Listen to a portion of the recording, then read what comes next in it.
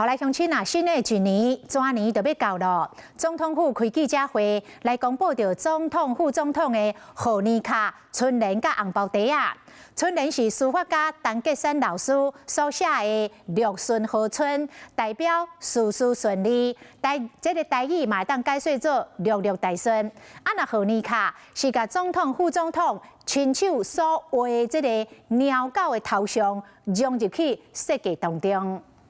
赖总统是狗派，然后萧副总统是猫派，所以一开始我就有一个想法，就是邀请他们的来手绘这个猫跟狗的图案，作为这一次系列设计的那个就是主要的图像。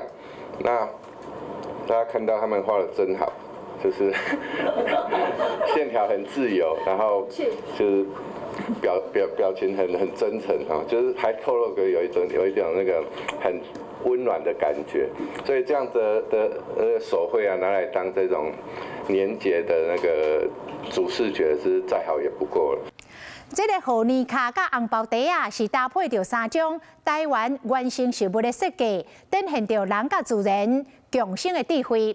这个春联为元旦开始到1月24，民众会当到总统府去摕。啊，那电子贺卡是放伫咧总统府的官网，民众会当透过平板电脑，或者是手机啊来观赏。